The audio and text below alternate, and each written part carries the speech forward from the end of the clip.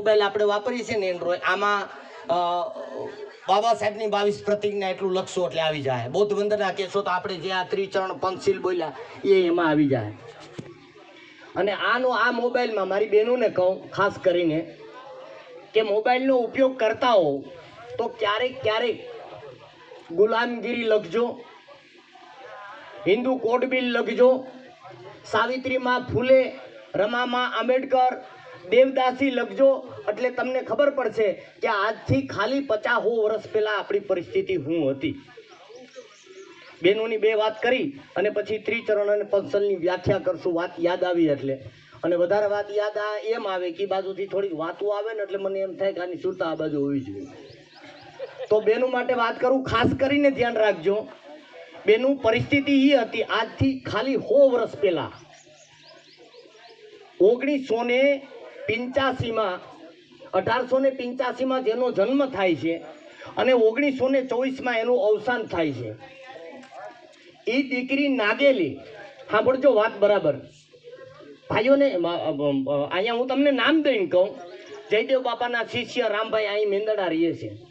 એ કાર્યક્રમમાં અમે વ્યાખ્યા કરી, 2 જણા મુરીબેનને ઉઠીને આવ્યા. એ કે પ્રવીણભાઈ અમને આ વાતની ખબર નથી.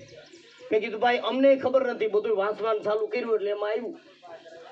તો હું આવ્યું, આજથી 100 વર્ષ જેવો ગાળો થાય, ઓમ ગણીએ તો 100 વર્ષ પૂરા નથી થયા. કારણ કે 1924માં તો એનું બલિદાન લેવાય છે. એ દીકરીનું પરિસ્થિતિ એવી હતી, શ્રાવણકોર વિસ્તાર હતો, મધ્યપ્રદેશ, કર્ણાટક, તમિલનાડુ, આ વિસ્તારને શ્રાવણકોર વિસ્તાર કહેવાય. ત્યાં બ્રાહ્મણોએ એવો કાયદો બનાવ્યો હતો કે પછાત વર્ગની બૈરાએ 1 લંગોટી પહેરવાની, બીજું કપડું પહેરાય નહીં. માફ કરજો મને, મારી માતાઓ છો, દીકરીઓ છો, મારે ઘરે દીકરી છે, ઘરવાળી છે, બેન છે, માં છે, બધાની હાજરીમાં મેં આ વાત કરેલી છે. બીજું કપડું પહેરવાની મનાઈ. પરિસ્થિતિ શું થાય, અત્યારે ટૂંકા કપડાં આપણી બાઈઓને ફાવતા નથી. ટૂંકું કપડું એની ફાવતું નથી, મર્યાદા વગરનું ગણાય. પહેરતા હોય એ મુબારક, હું કોઈનો વિરોધ નથી કરતો, પણ વધુ પડતો સમાજ એવો છે. વિડીયો શૂટિંગનું કામ કરું, તાલાડા રેલવે સ્ટેશને રાયજાદા સમાજ રહીએ, રાજપૂત, એના સમાજમાં શૂટિંગ ઉતારવા ગયો એટલે લગભગ બાયું ઘૂંઘટમાં કોણી સુધીના બ્લાઉઝ. હું કોઈ એવું નથી કહેતો ઘૂંઘટમાં રહ્યો તો જ સારું, પણ અમુક સંસ્કૃતિ છે એ આપણે જાળવી રાખવી જોઈએ. તો એવો નીતિ નિયમ હતો કે 1 લંગોટી જ પહેરવાની. એમાં દીકરી નાગેલીના લગ્ન થયા એ વિસ્તારમાં ગઈ. એટલે દાખલા તરીકે મારું ગામ ચિત્રોડ, ત્યાંથી દીકરી અહીંયા ડેડે કે અહીંના નીતિ નિયમ ન ખાવ હોય એટલે દીકરી ત્યાં ગઈ. એટલે સાડિયા તો ક્યાંય લેવા નથી જવા પડતા. મેં બાબા સાહેબનું બાબલું મૂક્યું 99માં, તો 11-12 વાગ્યા સુધી મિટિંગમાં હતા. આપણા જ ભાઈઓ બધા કેટલાય એવા આવ્યા હતા. એને બધાને વાત કરી, મેં કીધું ભાઈ દોડધામ કરીને આ જે જગ્યા હતી બાબા સાહેબના બાબલા માટે, ટૂંકમાં સમાજ માટે થઈને આપણે કર્યું છે. અરે બહુ સારું પ્રવીણભાઈ, આમને તેમને. 11:30 મિટિંગ પૂરી કરી, તેને ઘેરે ન ગયા, ઓયલાને ડેલા ખખડાવ્યા કે ધ્યાન રાખજો, ઓયલો બાબલું મૂકવાનું છે ને જગ્યા રોકી લેવાનું. હવે આવા ગામો કાયમ હોય.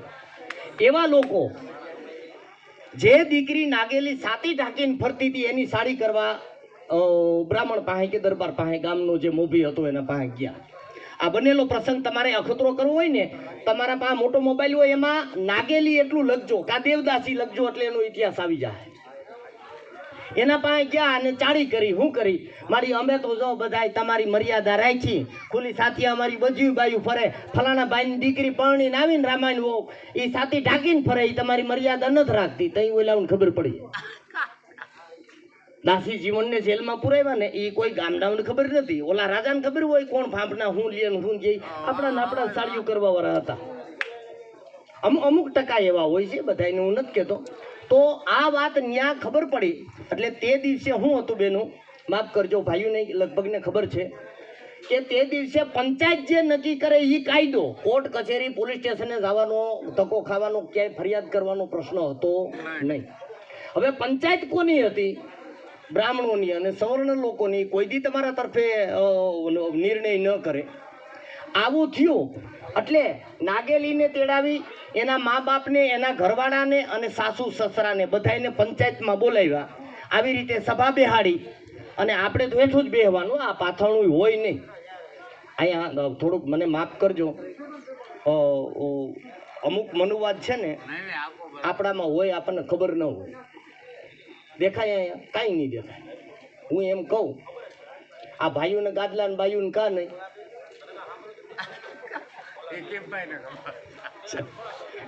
અમુક વસ્તુ ધ્યાનમાં ન હોય. આ એ મનુવાદ છે. મારું ઘર હોય કે તમારું ઘર હોય, વ્યવહાર કોણ કરે? તો આદમી કરે, બાઈને કાંઈ ખબર હોય?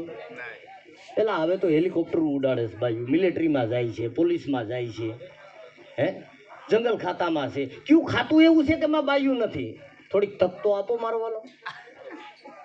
હું પોતે આ માયક ઉપરથી કહું છું કે આપણને તબિયત બરાબર ન હોય તો હાથ પગ સોરાવીએ તો આપણે કોક દિવસ પ્રયાસ કરી લેવાનો, એને મજા ન હોય છે, માફ કરજો. કદાચ કુટુંબના સભ્ય કોઈ બાઈ લો કે તો ભલે કે, પણ આપણી સેવા એ કરે તો આપણી ફરજ છે કે આપણી બાઈની સેવા આપણે કરવી જોઈએ. આને અર્ધાંગીની કહેવાય. તું મારું અડધું અંગ છો, બાકી હું 5% નથી, એમ ન હાલે. તો આ સભા બોલાવી પંચાયતે અને દીકરી નાગેલીને ઊભી કરી કે તું શાસ્ત્રોથી વિરુદ્ધનું જીવન જીવશો. સાંભળજો બેનું, શાસ્ત્રોથી વિરુદ્ધનું હું? શાસ્ત્રોમાં લખેલું હતું કે પછાત વર્ગની બૈરાએ 3 કપડાં પહેરવા નહીં. તું કેમ છાતી ઢાંકીને ફરે છે? ઘણા બધા નિયમો હતા, આ તો એક જ નિયમ તમને કહું છું. તો નાગેલીએ એક સાવિત્રીમાં ફૂલેએ ના પાડી. 1891 ની આસપાસ જેનું અવસાન થાય છે, સાવિત્રીમાં ફૂલે અને જ્યોતિબા ફૂલે બાબા સાહેબ એને ગુરુ તરીકે માનતા હતા. એણે ના પાડી તમારા શાસ્ત્રો ખોટા છે, અને એક દીકરી નાગેલીએ ના પાડી તમારા શાસ્ત્રો ખોટા છે. આગળ આપણે આમાં બેઠેલા 90% એમ કહે કે ફલાણા પુસ્તકમાં લખ્યું છે, થાસું હોય છે ને. પુસ્તક કોણ લખતા? મનુવાદી લોકો અને બ્રાહ્મણોના પ્રિન્ટિંગ પ્રેસ હતા. એટલે આપણા સંતોએ કેવું પડ્યું, ખોટા પુસ્તક, ખોટા પાનિયા, ખોટા કાજીના કુરાન. હું કામે ખોટા કીધા? કારણ કે એની અંદર લખાણ કરવાના જે પ્રિન્ટિંગ પ્રેસ હતા એ આપણા કોઈ લોકો ભણવાની વ્યવસ્થા જ નથી. ભણેલા નહોતા મતલબ ભણવામાં રસ નહોતો, પણ વ્યવસ્થા જ નથી ભણવાની. ગામમાં આવવાની વ્યવસ્થા નથી. એવા ટાઈમે શાંતિથી પછી આપણે બે ભાઈ ઘેરે જઈને વાત કરશું. તો એ ટાઈમે આપણને આ વ્યવસ્થા પ્રદાન કરી એવા આપણા આમાં હું લીક તૂટી જાય એટલે પછી વાત વિખાઈ જાય. તો એવા સમયે નાગેલીને બોલાવી અને કીધું કે આ તું નિયમનું ઉલ્લંઘન કરશો. નાગેલીએ કીધું કે તમારા પુસ્તક ખોટા છે અને હું ખુલ્લી સાચે ફરવા માગતી નથી. મારી દીકરીઓ બહેનો, આમાં તો બહેનો માતાઓ જ છે, દીકરીઓ ઓછી છે. હાથ જોડીને વિનંતી કરું, મને માફ કરજો. એ શબ્દો નહીં કહું તો તમને ખબર નહીં પડે. જેવડી છાતી એવડો કર. મોટી છાતી હોય તો વધારે કર, નાની છાતી હોય તો થોડો કર. આ કાયદો હતો. વાંચજો તમે. આ ખાલી 100 વર્ષથી આ કાયદા ને આ કાયદો હતો. નાગેલીને કીધું તારે કર ભરવો પડશે. નાગેલી ઊભી થઈ અને કીધું તમારે કર જોઈ છે ને? તો કે હા. અંદર જઈ છાતી વાઢી નાખી, હાથમાં લઈ આવી અને બ્રાહ્મણોને દરબારોને આગળ ઘા કર્યો કે કૂતરાવ તમારું પેટ ભરાતું હોય તો આ છાતી આનો જ કર છે ને, તમારે નથી જીવવું મારે. હવે વિચાર કરજો, 1-2 ટાંકા લીધા હોય ઓપરેશનના તોય 2-15 દી કે 20 મહિનોથી સુધી હાથ પકડીને આપણે હાલીએ છીએ. હાથે છાતી કાપી નાખે તેની દશા શું થઈ છે? એ દીકરી પગ ઢળીને મરી ગઈ. એના બલિદાનના સમાચાર આખા દેશમાં ફેલાણા. અત્યારે તો નેટ છે એટલે સમાચાર મળે, તેથી સમાચાર મળવા બહુ અઘરા થાય. આ વાત આપણા પાસે પૂગતા 100 વર્ષ થઈ ગઈ. અહીંયાની વાત, આપણા દેશની વાતને આપણા પાસે પૂગતા 100 વર્ષ થઈ ગયા.